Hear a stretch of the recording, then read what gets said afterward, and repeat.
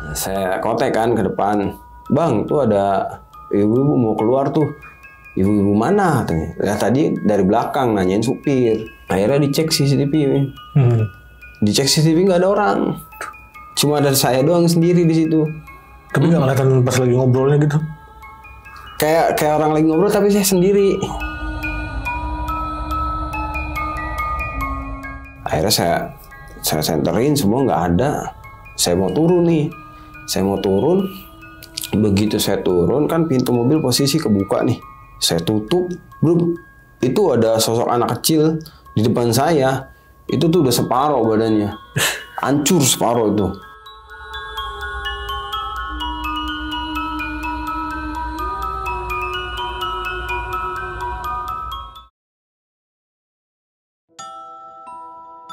Assalamualaikum warahmatullahi wabarakatuh. Balik lagi di channel Kisah Tengah Malam bareng gue Viko Fugara.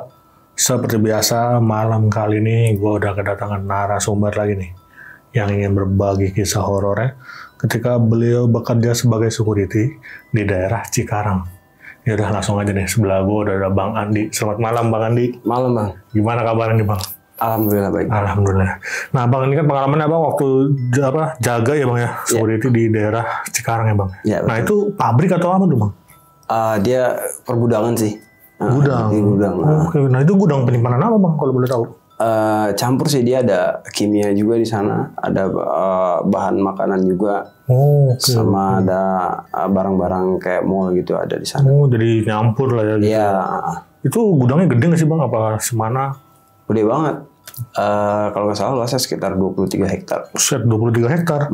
Itu yang jaga itu di security di sana berapa orang Bang? Kalau yang jaga per shift itu kalau pagi 8, kalau malam 6 orang. Oh jadi hanya 2 shift nih? Iya hanya 2 shift, 12 jam kan. Kalau malam cuma 6. Itu dikit sekali kalau malam ya. Ya mungkin buat pengurangan budget ya. Oh iya benar-benar. Nah di kerja di sana tahun berapa sih Bang? Mulainya sih tahun 2017 ya. 2017. Nah berapa lama Bang di sana? Sekitar 6 bulanan. 6 bulan? Iya. Itu 6 bulan karena nggak kuat atau emang pengen pindah aja gimana tuh? Ya dibilang nggak kuat, ya pengen pindah juga sih sebenarnya karena areanya gede banget, tempatnya juga kayak gitu. Udah lumayan serem berarti ya. Oke. Nah di sana kan berarti abang udah sampai shift malam juga ya ngerasain lah ya. Ngerasain. Di sana tuh berapa jam sekali sih Bang kalau patroli gitu Bang? Kalau patroli random sih, jadi nggak mesti harus beberapa jam sekali. Jadi yang penting minimal itu dalam satu shift 4 kali. Kalau bisa 6 kali. Oh maksimal 6 kali lah. Iya. Gitu. Dan selain abang nih gangguan di sana yang ngerasain abang doang atau ada teman-temannya juga sih Bang yang ngerasain? Kalau teman-teman mungkin ngerasain juga ya, tapi mungkin beda sama yang saya mau bawain sekarang. Oh beda-beda berarti. Iya. Bisa ditahan dulu nih Bang nih ceritanya nih Bang. Oke. Nah bagi kalian yang penasaran dengan ceritanya Bang Andi, simak terus sampai habis, jangan skip-skip. Dan sebelum mulai nih, seperti biasa aku mau ngingetin buat kalian yang pengen bercerita juga seperti Bang Andi di sini, bisa langsung klik link yang ada di deskripsi di bawah ini. Dan satu lagi buat kalian yang udah nonton tapi belum subscribe, klik tombol subscribe sekarang agar kita makin semangat memberikan asupan-asupan horor ke kalian. Yaudah, nggak usah lama-lama lagi. Kisah Tengah Malam dimulai.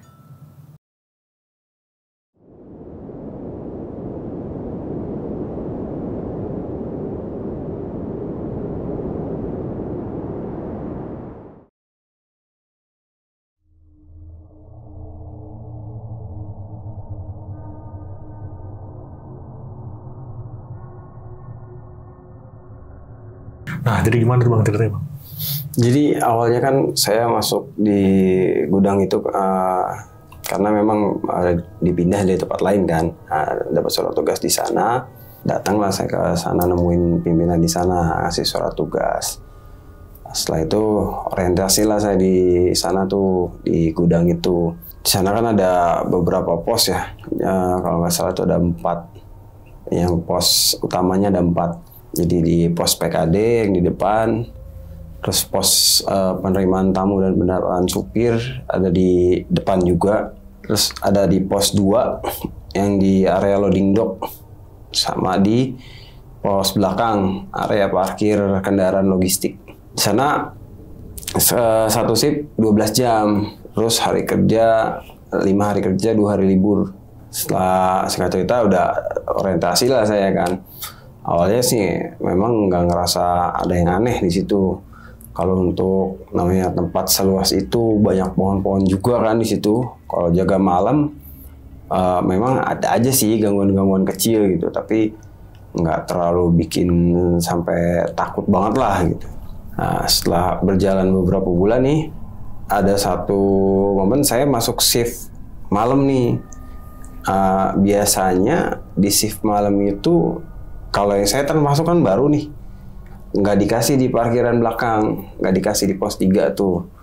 Karena memang lokasinya tuh adem satu, terus kalau buat istirahat gitu kan, tuh nggak kepantau, nggak ada yang kontrol, jarang yang kontrol, cuma memang jauh banget gitu.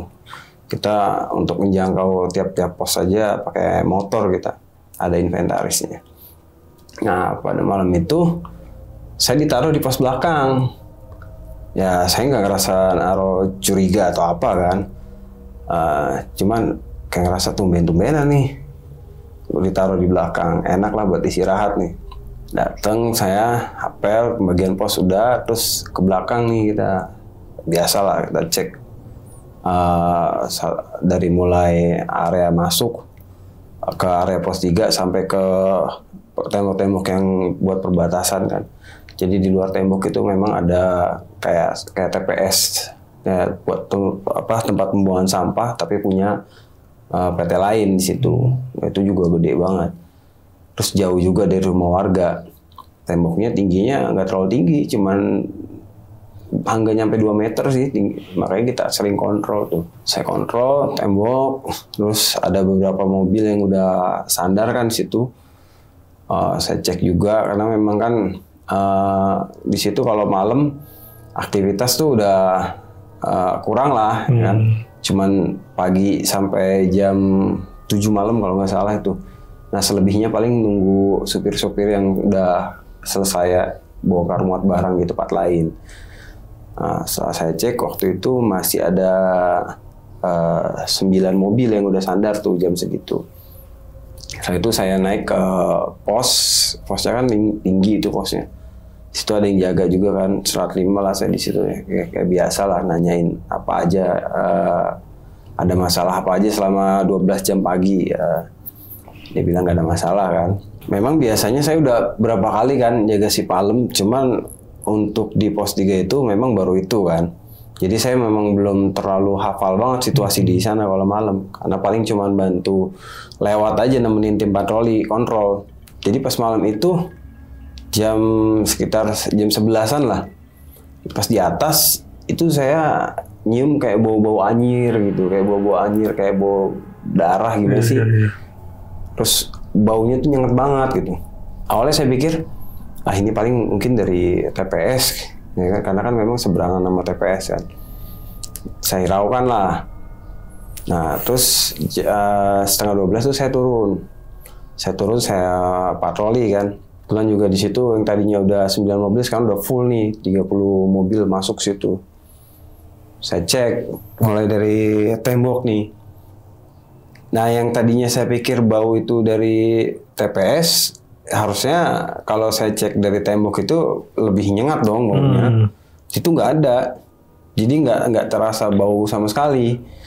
Setelah saya lewatin tembok itu, saya cek kan ke area mobil-mobil yang parkir tuh. Begitu saya cek, saya ada di ujung nih, di ujung sisinya. Saya keluar dari belakang ke depan mobil, itu ada kayak ibu-ibu, sosok ibu-ibu tuh di bawah pos saya. Ibu-ibu itu kan saya datengin kan. Begitu saya lagi jalan tuh kayak kesandung gitu, kayak kesandung terus tuh, saya lihat lagi. Itu udah nggak ada. Udah hilang. Sedangkan akses itu untuk ke situ cuma satu akses aja kan. Karena dia adanya posisi di pojok. Saya sempat tanya kan. Tadi ada yang ke belakang nggak? Saya tanya gitu sama teman saya pakai HT. Dia bilang nggak ada. Emang kenapa? Enggak. Saya pikir mungkin cuma bayangan atau gimana. Tapi memang saya lihat jelas itu. Cuma untuk bikin lebih percaya diri aja, maksudnya supaya nggak takut lah. Akhirnya ya udahlah biarin. Saya cek semuanya aman, pintu-pintu saya bukain satu-satu, kan memang terkunci, keadaan harus terkunci itu. Nggak ada masalah, akhirnya saya naik lagi tuh ke pos. Nah, yang tadinya ada bau itu nggak ada. Selang beberapa jam lah, 1 jam lebih, muncul lagi tuh bau itu. Nggak nyaman banget kan. Wah, ini baunya gimana sih kalau kita bau gitu, mau makan juga jadinya nggak enak kan. Akhirnya saya turun aja lah, di bawah aja, nggak usah di atas. Mungkin bau dari mana, takutnya kecium. Kalau di atas kan lebih kecium gitu, kalau di bawah kan enggak. Ternyata sampai bawah juga sama, malah lebih nyengat daripada di atas. Karena saya penasaran, saya telusurin nih dari mana baunya gitu. Saya telusurin, belakang nggak ada kan. Nah di parkiran mobil itu tuh saya telusurin, masih ada kecium bau. Sampai di satu mobil tuh wingbox warna kuning itu, dia barisan ke-7 dari pos saya. Sampai situ hilang, nggak ada bau sama sekali. Akhirnya saya bingung juga kan, bau kayak gini dari mana ini? Saya ngobrol lah di HT sama teman saya, cerita-cerita kayak gitu ya kan. Cerita tentang bau tuh, sama yang tadi saya bilang ada kayak ada bayangan sosok ibu-ibu di situ. Malah dicengin kan, malah ditakut-takutin. Ya udah, nggak usah diceritain lah, saya bilang. Masuk di patroli kedua nih. Patroli kedua saya rubah rutenya dari parkiran mobil dulu. Kalau tadi kan dari yang mulai perbatasan nih. Ini dari parkiran mobil dulu, itu saya patroli kedua tuh sekitar jam 1:30, jam 1:30 patroli kedua. Pas saya lagi patroli, itu saya ngeliat ada anak kecil lari itu. Anak kecil? Iya, lari. Jelas banget anak kecil itu. Ya umur sekitar 6 tahunan lah. Saya kejar kan. Saya kejar tuh nggak dapet. Dia saya senter-senterin ke kolong-kolong tuh. Nggak ada. Tapi jelas banget saya tuh ngejar anak itu tuh ngejar. Cuma memang posisi dia ngebelakangin saya. Belakangin, begitu saya senter, ngapain? Dia langsung lari. Saya kejar nggak ada, saya kontak ke depan juga nggak ada, katanya nggak ada anak kecil. Mulai itu ada perasaan, kok gini amat nih, jaga di belakang nih. Buru-buru mau istirahat, saya pikir kayak gini. Ya. Yang ada hawanya takut, mulai ada rasa hawa takut tuh saya tuh pada saat itu. Akhirnya saya naik aja lah ke atas, ke pos lagi gitu. Karena mungkin udah mau pagi ya, mulai normal tuh. Nggak ada kecium bau amis atau apa, nggak ada. Udah sampai saya serah terima pagi itu aman lah intinya. Saya ke depan, saya tanya kan sama yang senior saya, "Bang, lu kan udah sering jaga di belakang nih. Pernah nggak sih ngalamin hal-hal yang hal mistis?" Saya bilang gitu kan. "Mistis kayak gimana?" kata dia. "Bang, kenapa?" Saya ceritain tuh. "Iya, semalam gua 2 kali ngeliat ada, pertama ibu-ibu, terus kedua ada kayak anak kecil." Saya bilang gitu. "Terus di depan kok bau banget ya, di belakang kok bau banget ya di pos itu?" "Ah enggak, gua selama ini jaga nggak ada masalah," tadi gitu kan. "Mungkin lu aja kali, baru pertama kali jaga di sana, jadi mungkin mau kenalan kali." Gitu. "Ah bisa aja bang, jangan nakut-nakutin lah," saya bilang. "Udah santai aja, masih ada 4 hari lagi, tenang aja." Ya udahlah, saya coba pikir positif aja kan supaya nggak takut. Pulang ke rumah, nah pas malam kedua nih masuk lagi kan, sempat saya mau minta pindah pos jaga. Saya bilang sama danul saya, "Dan bisa nggak saya tukeran pos nih?" "Ya nggak bisa lah, baru sehari lu udah minta tukeran kan." Ya udahlah, saya balik ke pos 3. Biasa sebelum serah terima saya cek dulu kan satu-satu, dari mulai mobil sampai yang tembok itu saya cek tuh, mastiin memang nggak ada masalah lah. Nah setelah itu saya ketemu yang aplusan saya nih yang masuk pagi. Saya nanya ada masalah nggak atau gimana, ya kan nggak ada, normal lah kayak biasa. Nah terus saya tanya nih, "Bang, lu jaga di sini pernah diganggu nggak?" "Alhamdulillah sih nggak pernah," gitu. "Bang, kenapa? Lu ada nyium-nyium bau-bau aneh nggak?" Saya gituin kan. "Nggak ada sih." "Emang kenapa lu takut ya di sini?" Digituin. Ya kalau bilang takut sih enggak, cuman memang semalam ada ngalamin hal-hal kayak gitu, saya bilang kan. "Udah santai aja, nggak usah dibawa pusing kata dia. Lu jaga sambil main HP aja biar nggak iseng lah bahasanya. Akhirnya ya udah, saya nggak ambil pusing lah. Mulai patroli pertama tuh, kemarin biasanya tuh ada cium bau kan. Nah ini nggak, aman aja lah intinya ya kan. Nah saya patroli pertama juga lancar tuh, nggak ada kendala. Sampai pas 12:30, saya kan di atas nih. Itu ada ibu-ibu yang kayaknya sih yang kemarin saya lihat gitu. Dia datang kan. Datang dari arah masuk itu ke arah sini, terus saya buru-buru turun. Saya tanya dong, ibu mau kemana? Ibu mau ngapain? Ibu dari mana? Saya bilang. Dia nggak jawab tuh. Terus, ibu mau ngapain di sini? Ini udah nggak ada orang bu, udah malam, ya kan? Saya mau cari supir, dia bilang gitu. Supirnya siapa? Ya kan? Dia nunjuk mobil, ada mobil yang wingbox yang kuning itu ditunjuk sama dia. Oh, itu supirnya nggak ada. Saya bilang gitu kan. Udah pulang. Terus nggak banyak ngomong, nggak ada basa-basi apa, dia langsung berbalik badan, dia langsung jalan. Jalannya tuh kayak pelan gitu. Nah, saya kontak kan ke depan. Bang, tuh ada ibu-ibu mau keluar tuh. Ibu-ibu mana katanya? Nah, tadi dari belakang nanyain supir. Terus saya bilang nggak ada. Ah, lu mengaco, orang gerbang gua kunci, masuk dari mana dia? Nah, saya bingung lah tuh. Akhirnya dicek CCTV. Dicek CCTV nggak ada orang. Cuma ada saya doang sendiri di situ. Tapi nggak kelihatan pas lagi ngobrolnya gitu? Kayak orang lagi ngobrol tapi saya sendiri. Iya, dicek sama dia tapi kan. Nggak ada nih di CCTV, lu sendiri doang nih. Iya, diputer sama dia tuh. Orang baru berapa menit kan. Wah, udah mulai merinding saya tuh. Waduh, siapa nih barusan ya kan. Akhirnya saya buru-buru naik ke pos bang. Buru-buru naik ke pos kan emang posnya ada kayak yang sekatnya gitu ya. Udah di bawah aja saya tuh. Terus gak lama Danru kan ngontek. Ti, patroli kedua belum nih. Dari tadi nih udah mau masuk patroli 3. Oh iya Dan. Akhirnya saya beraniin diri aja kan turun. Saya beraniin diri turun. Pas begitu nyampe bawah, bau amis yang kemarin tuh kecium lagi. Bener-bener, wah kok mulai lagi nih.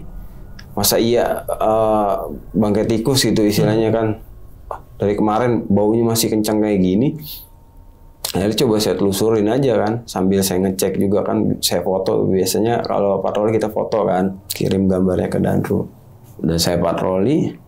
Selama patroli itu kecium terus tuh bau tuh.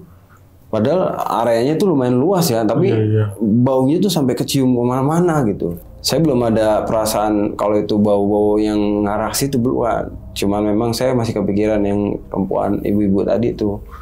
Kalau nggak salah umurnya sekitar 30-an lah. Oh, dia pakai daster, pakai kerudung gitu, daster panjang.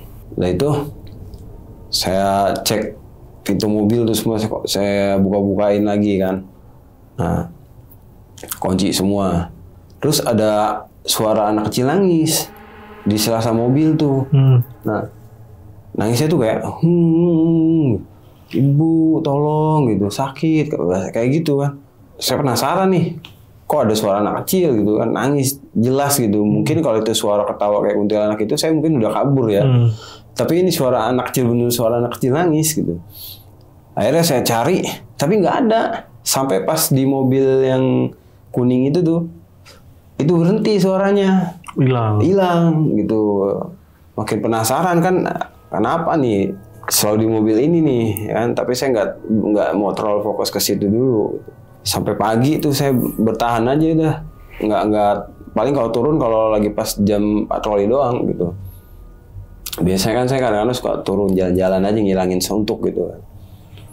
Akhirnya saya pagi udah saat 5 saya ke depan, saya nggak ngomong apa-apa tuh sama yang lain, nggak mau cerita gitu. Saya cuma pas sampai rumah saya cerita sama istri di rumah ya kan.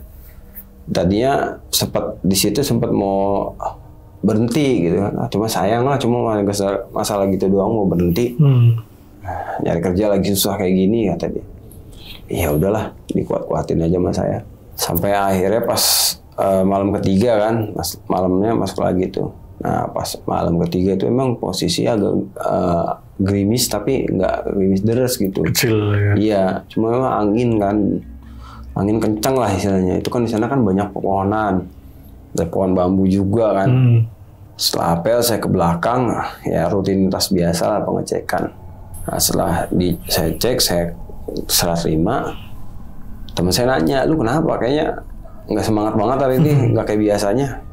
Nggak tahu gua, bawanya nggak enak ini hari. Saya bilang gitu. Emang kenapa? Ya nggak enak aja. Semalam gue dengar suara bocah nangis di sini. Terus ya gue samperin, gue cari-cari, pas sampai mobil itu hilang. Itu perasaan lu aja kali. Gue belum pernah di sini, kata dia. Ya kali bang. Ya udahlah. Akhirnya saya naik ke atas tuh. Di atas tuh emang udah bau kayak gitu, udah inilah ya kan. Udah saya hirauin, udah biasa lah, udah 3 hari. Akhirnya masuk jam patroli pertama. Saya turun, saya cek semua. Nah, di ujung itu anak kecil yang kemarin tuh ada lagi. Dia berdiri, tapi ngebelakangin saya, ya kan. Setiap kali saya senter, dia langsung masuk ke sela-sela mobil tuh. Saya kejar, saya cari tuh nggak ada gitu, nggak ketemu lah. Sampai saya ke kolong-kolong juga nggak ketemu. Udah saya minta tolong sama Danru tuh, minta temenin tuh malam itu, jaga, tolong Naru, ini malam ini perasaan nggak enak nih. Bukannya ditemenin, malah diomelin saya tuh. Udah, kamu jaga, serius aja, nggak usah takut gitu. Udah badan gede gitu, takut sama anak kecil, bukan takut masalah sama anak kecil. Dan saya bilang, masalahnya nih indikasinya gaib nih, saya bilang gitu. Udah, kalau nggak mau resign aja besok. Wah berat juga, saya bilang. Akhirnya saya balik ke pos sambil saya mikirin, ya ini apa ya, dari kemarin udah 3 hari ini jaga kayak gini terus nih. Nah, yang tadinya bau anjirnya nyenget tuh, itu hilang tuh, hilang. 12:30 saya turun, saya muter kan. Nah, begitu saya turun, mulai dari tembok tuh, mulai dari tembok batasan saya cek, nah aman. Cuma pas lagi ngecek mobil nih, itu bau lagi. Penasaran kan saya tuh, satu-satu saya bukain, apa sih nih? Mobil dari mana sih nih yang bau ini nih? Sampai pas di mobil wingbox kuning itu, pintu saya buka, kok kebuka gitu? Biasanya kan dikunci kan? Memang pas pertama tadi saya nggak bukain pintu-pintunya tuh, saya cuma cek ke aki atau ban segala macam lah. Nah yang lain terkunci, dia doang nih enggak. Saya buka dong, bau banget tuh di dalam mobil itu. Di dalam mobil itu bau, tapi herannya tuh rapi gitu, maksudnya bersih, nggak ada kayak baju-baju gantung atau kayak gimana, itu bersih gitu. Saya senterin kan, ini apa dia bekas makan, dia lupa dibuang gitu, tapi masa iya baunya sampai keluar-keluar kayak gini, kan kaca rapat. Akhirnya saya senterin semua nggak ada. Saya mau turun nih, begitu saya turun kan pintu mobil posisi kebuka nih, saya tutup, belum itu ada sosok anak kecil di depan saya. Itu tuh udah separuh badannya, hancur separuh itu. Iya. Terus saya kaget kan, saya langsung kayak lompat ke belakang gitu, maksudnya kayak mental ke belakang gitu. Saya jatuh duduk, saya buru-buru udah lari, muterin belakang mobil tuh, sampai akhirnya saya lari ke depan tuh, lumayan jauhan itu. Lari sampai pos depan, ditanya sama anggota yang lain, "Ji, lu kenapa?" Saya bengong aja tuh di situ. Saya denger mereka nanya gitu, denger. Tapi kayak mau jawab tuh mulut kayak susah gerak gitu. Masih shock ya? Kayak shock banget. Selama saya jadi security baru itu ngelihat penampakan benar seburuk itu ya. Akhirnya ada teman saya tuh yang bisa ya, maksudnya dia ngerti lah. Di ini air tuh muka saya dibacain dulu sebelumnya. Baru saya langsung kayak kaget gitu. Nah itu baru ditanya tuh, "Kenapa lu?" Gue ngelihat bocah, kata saya gitu, bocah hancur badannya separuh. Pada nggak percaya kan. Akhirnya coba ke belakang, ditemenin tuh dan terus sama ada anggota lain, dikontrol ke belakang. Nggak ada yang tadi saya bilang ya kan, disangkain bohong saya.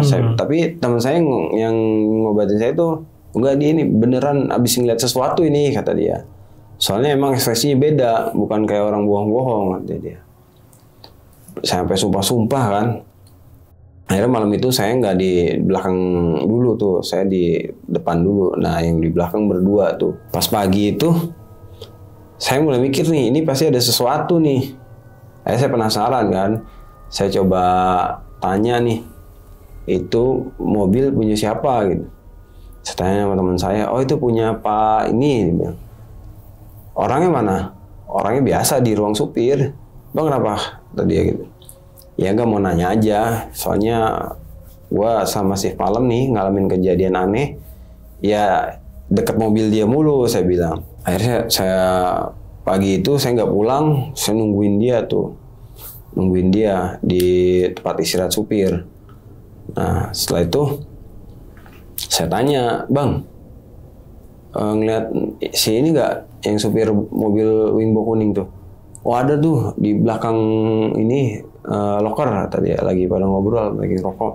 Akhirnya saya datengin kan, bang bisa ngobrol bentar nggak? Kenapa tadi ya? Ya ngobrol ini nih, jujur aja nih saya udah 3 malam jaga di belakang, selalu ngalamin hal-hal aneh. Hal-hal aneh gimana kata dia. Jadi pertama bang, itu di situ tuh bau banget amis bang, bau buat bangke kayak gitulah, ya kan.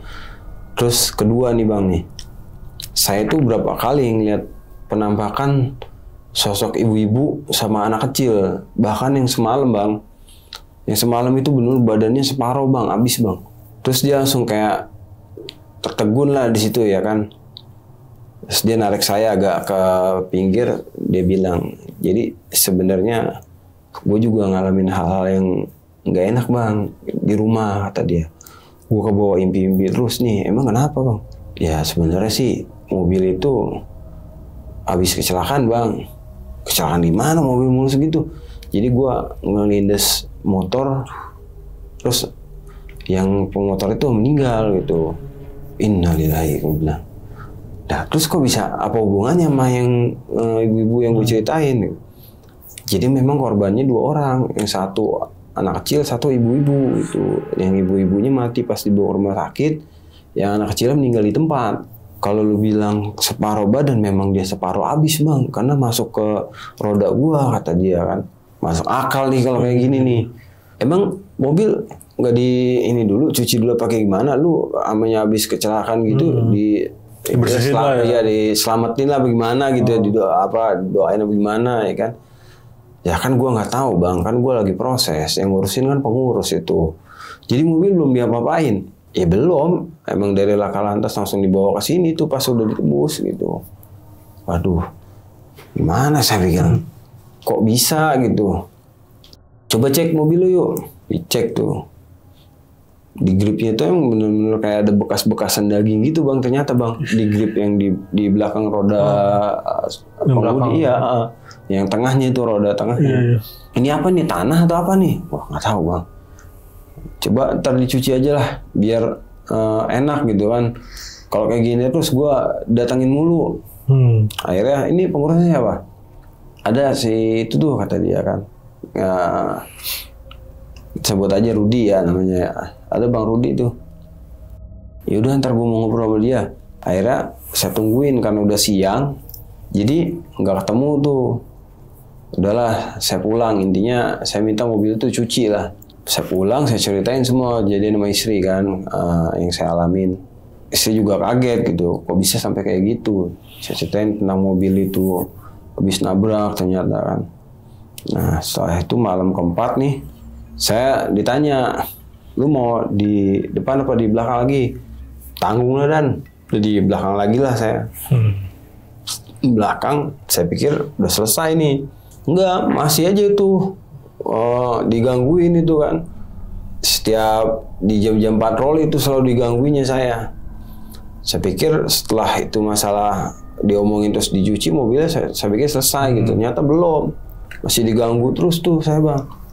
Akhirnya paginya saya nemuin tuh pengurusnya, minta dianterin gitu, ya kan, ke rumah korban gitu. Mungkin ada apa gitu kan, sama si supirnya juga. Saya ngobrol sama supirnya, ternyata si supir juga belum pernah datang ke tempat korbannya gitu, belum ziarah ke makamnya juga gitu. Mungkin masih ada rasa amarah kali apa kayak gimana kan. Akhirnya saya tanya, saya ceritain sama pengurusnya, dia juga kaget tuh. Kalau saya sampai ngalamin hal kayak gitu kan. Setelah itu berangkatlah kita ke rumahnya. ke rumahnya, didatengin kan. Saya temuin keluarganya, ketemu sama si suaminya tuh itu. Saya jelasin, saya datang ke sini tujuannya buat silaturahmi gitu kan. Ini driver yang mobilnya nabrak keluarga bapak, sempat marah kan dia.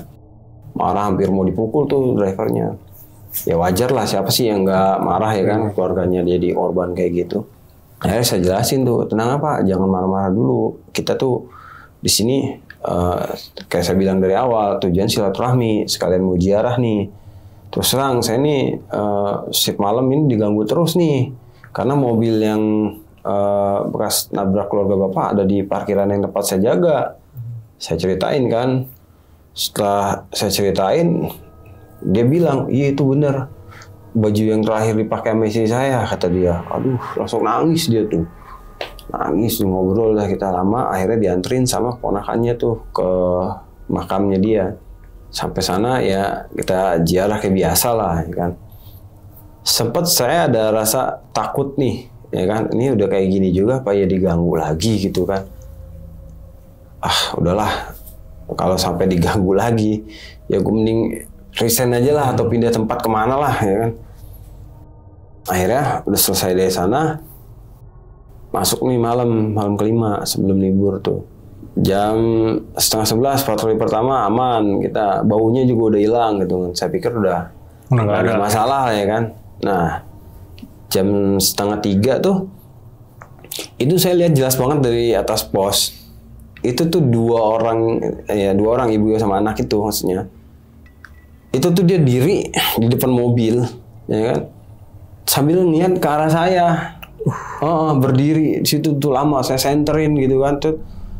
Saya langsung nunduk ke bawah tuh, ya kan. Begitu saya ke atas, gak ada lagi. Tapi cuma itu doang. Terakhir tuh penampakan yang saya lihat. Ya udah dari situ udah saya langsung putusin lah. Dan izin saya mau pindah area aja lah. Bang, kenapa kamu? Kan udah selesai masalahnya. Ya bukan begitu sih. Ya kalau nggak dikasih pindah ya saya resign aja lah. Nggak bisa nih setiap malam begini terus saya. Ya udah, akhirnya saya suruh ngadep ke pimpinan pusat, jadilah saya dipindah ke tempat lain gitu. Ya alhamdulillah jadinya nggak di situ lagi. Jadi ganggu lagi.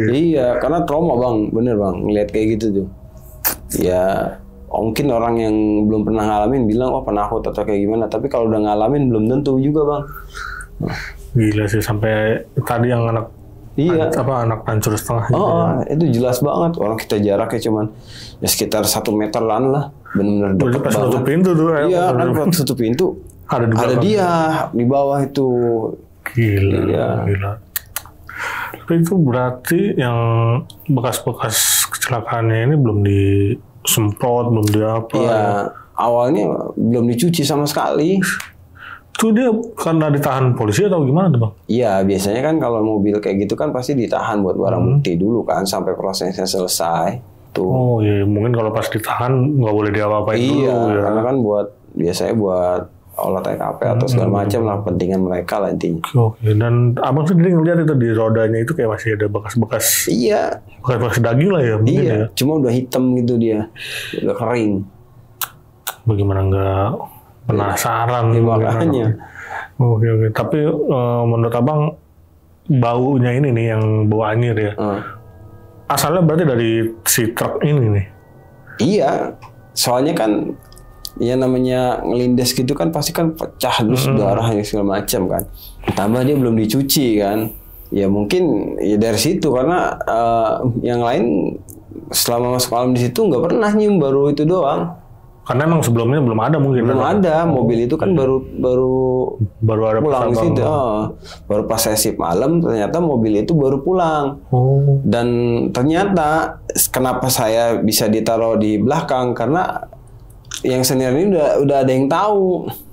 Jadi kalau mobil itu bekas kecelakaan. Bisa ngelindes orang. Ya. Jadi dia tahu, cuma dia nggak mau ngomong karena takut saya nggak mau gitu. Ya. Takut udah ini duluan. Makanya jadiin korban jadinya. Tapi berarti yang tadi kan abang ketemu sama sosok ibunya ya bang. Dia cuman nyari supirnya ini. Iya, itu pun cuma sekali interaksi kita. Interaksi juga. Terus dingin lah itu. Dia nggak ada omongan lain, Bang. Nggak ada omongan lain. Dari tatapannya juga cuman kayak orang setengah ngantuk gimana sih. Terus pucet, bener-bener pembawaannya tuh dingin gitu.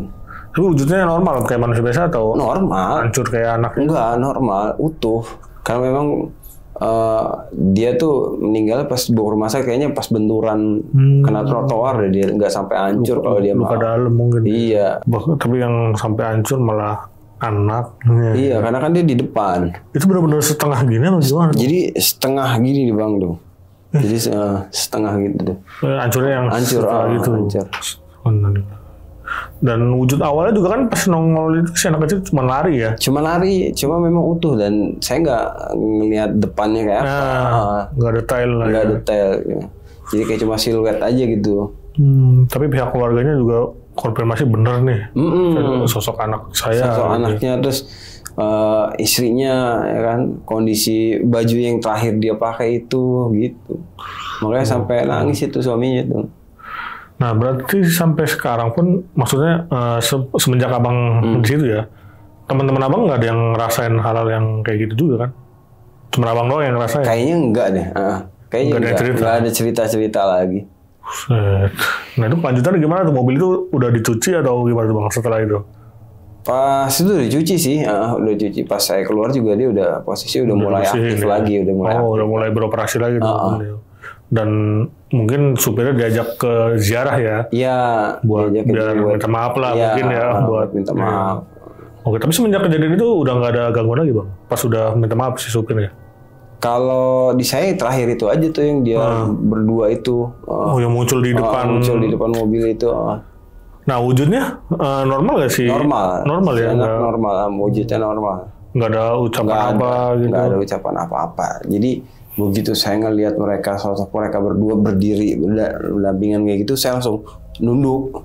Dia mungkin mau nyampain sesuatu kali itu. Iya, cuman kan kita takut. Iya, udah mungkin dia mau ngucapin udah makasih nih udah nganterin supirnya ke si korban ya.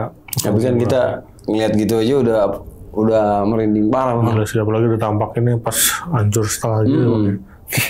Udah kayak di film-film horor tuh pas tutup pintu. Itu benar-benar makanya saya sampai kayak shock berat tuh, karena memang begitu buka.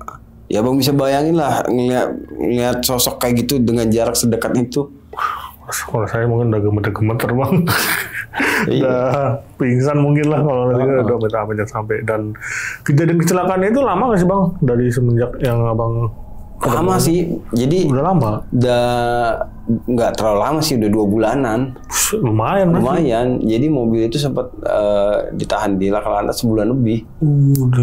Berarti armadanya yang ini satu ditahannya lama juga. Lama. Nah, ada lagi nggak sih Bang? Itu armadanya banyak nggak sih mobil truk itu? Banyak. Ada 30. Nah, ada berita lagi nggak selain mobil itu yang lindes atau ada mobil lain yang kecelakaan juga? Kalau mobil lain sih nggak ada cerita ya. Maksudnya untuk saat itu baru itu doang sih mobil yang lindes itu sampai didatengin kayak gitu. Nah ini kan biasanya nih Bang kalau di perusahaan-perusahaan atau apa kan ada desas-desusnya pesugihan atau tumbal. Ada nggak sih Bang dengar desas-desus kayak gitu? Kalau di perusahaan sih yang tempat saya kerja ya nggak ada sih. Cuman dulu memang pernah ada tuh di waktu jaga rumah gitu.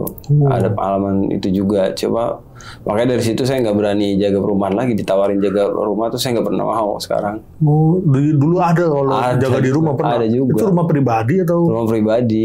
Punya ada bos-bos gitu lah ya. Ya. Jadi dia orang Cina gitulah. Nah dulu tuh hampir kena itu.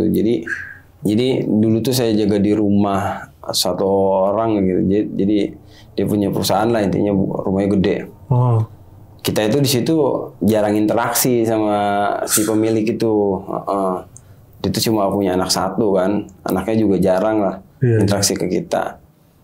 Sampai suatu saat tiba-tiba saya ditawarin makan tuh sama pembantunya. Pak Andi dipanggil ibu tadi ya. Panggil saya ke belakang tuh, terus ngikutin pembantunya. Saya bilang, iya Bu, kenapa Bu? Pak, ini makan dulu Pak, sarapan.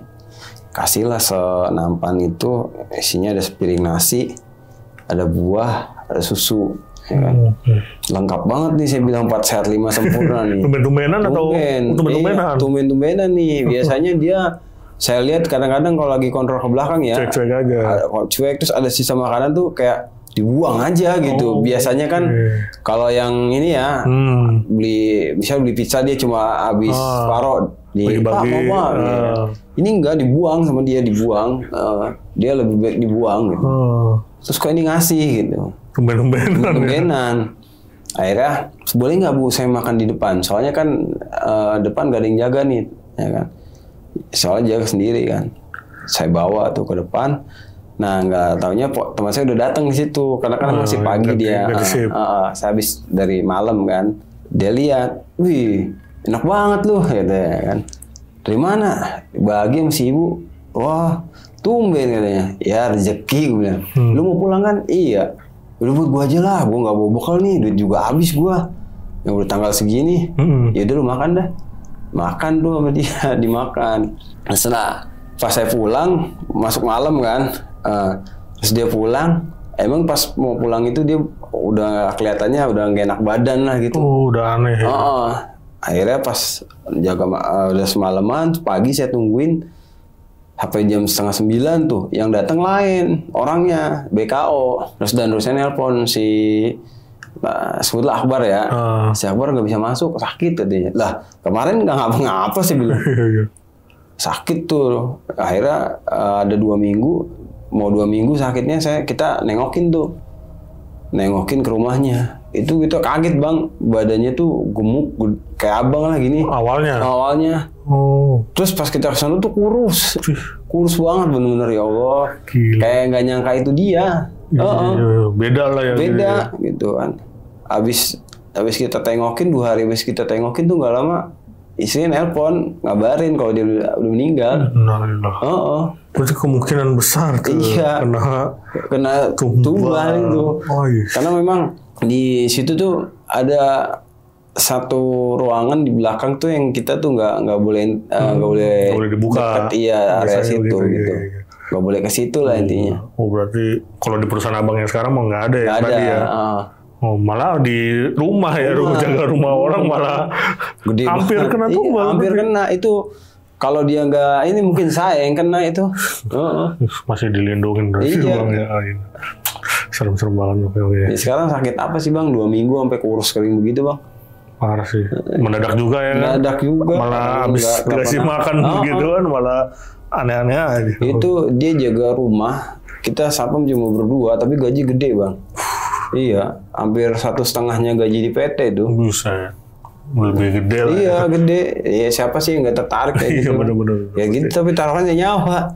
Karena nggak tahu juga sih kita iya, ya kan kalau ada pesugihan atau apa. Gila sih. Ya udah nih, segitu dulu. Terima kasih banyak nih. Iya, Bang Andi udah berbagi kisahnya di Kisah Tengah Malam. Dan sebelum closing, buat kalian yang pengen bercerita juga seperti Bang Andi di sini, bisa langsung klik link yang ada di deskripsi di bawah ini. Oke, segitu dulu. Gua Viko pamit undur diri dan Bang Andi juga pamit undur diri. Ya. Wassalamualaikum warahmatullahi wabarakatuh. Waalaikumsalam warahmatullahi wabarakatuh.